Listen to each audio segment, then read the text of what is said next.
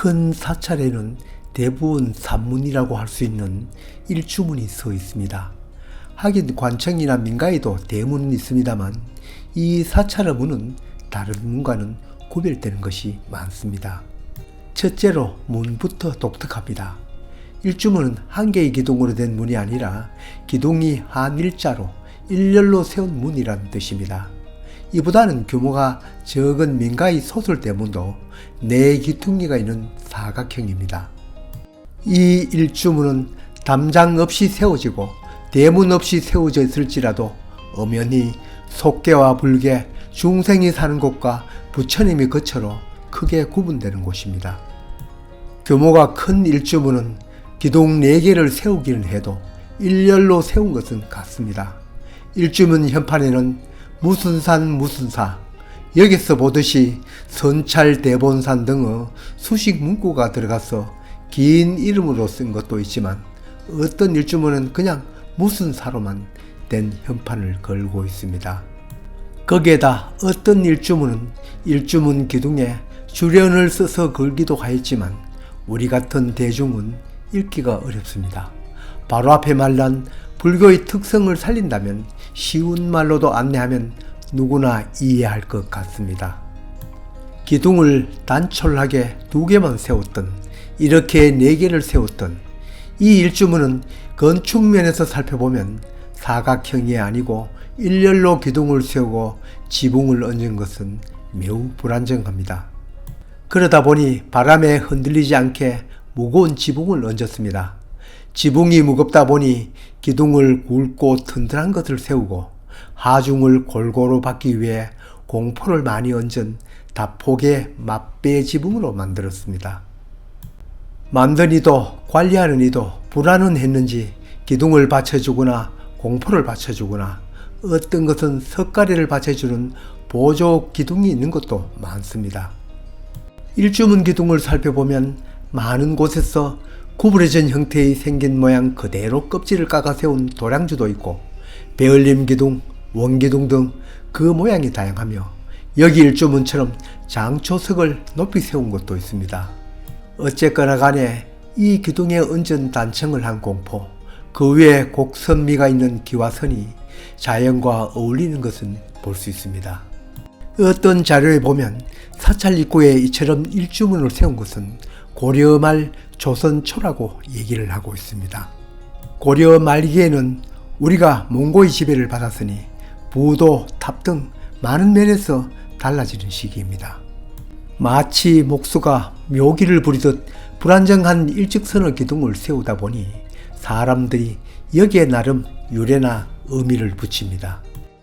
부처님의 일심사상 때문이라기도 하고 부처님을 일심으로 모셔야 한다는 등 여러 얘기가 있는데 어느 곳이든 그 유래를 들어보면 만들기 전에 의미가 있기도 하고 만든 후에 나름대로 적절한 유래를 붙이기도 한 것을 알 수 있습니다.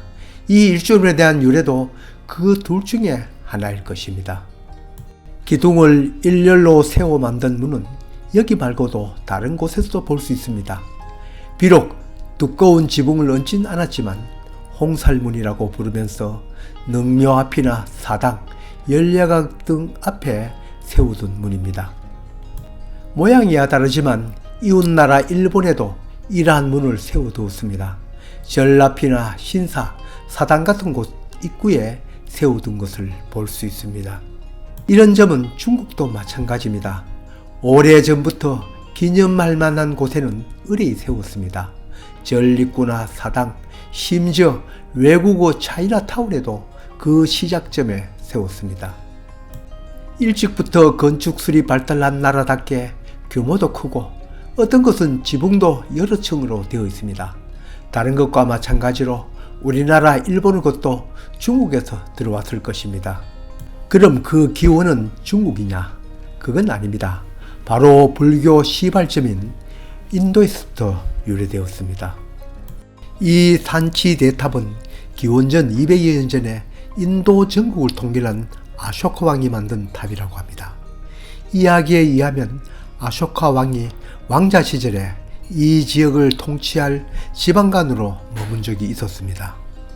그때 한 처녀를 사귀었는데 나중에 왕궁으로 돌아가 왕이 되고 또 통일전쟁을 하는 바람에 그 처녀를 돌아볼 겨를이 없었습니다. 나중에 이 처녀가 아들을 남기고 저 세상으로 간 것을 알고 안타깝게 여겨 그녀의 명복을 비기 위해 세운 탑입니다. 아내는 석가열애의 사리를 안치하고 거대한 봉분을 만들고 그 위에 기념탑을 얹은 다음 사방에 문을 만들었습니다. 이 문을 토라나라고 합니다. 마치 개선문 같은 토라나라는 기념문이 바로 중국이나 우리나라, 일본에 영향을 준 일주문을 비롯한 지금까지 얘기한 그 문들의 원조입니다. 오늘 얘기드린 일주문을 비롯하여 전에도 얘기드렸고 앞으로도 얘기드릴 탑이나 부도에 관한 그 기원도 이 산치탑의 모양에 유래된 것이 많으니 이 모습을 대략 기억해 둘 필요가 있습니다.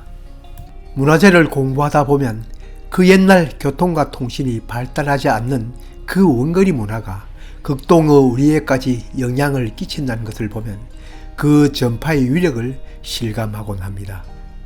이러한 기념문으로 만든 이 토라나는 중국을 거쳐 우리나라, 일본까지 전파되는 동안에 지역적 특성을 가미하여 변화해 왔습니다.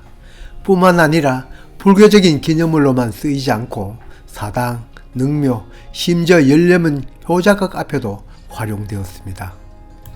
어떻습니까? 일심사상을 나타낸다거나 부처님을 일심으로 믿으라는 뜻으로 세웠습니까?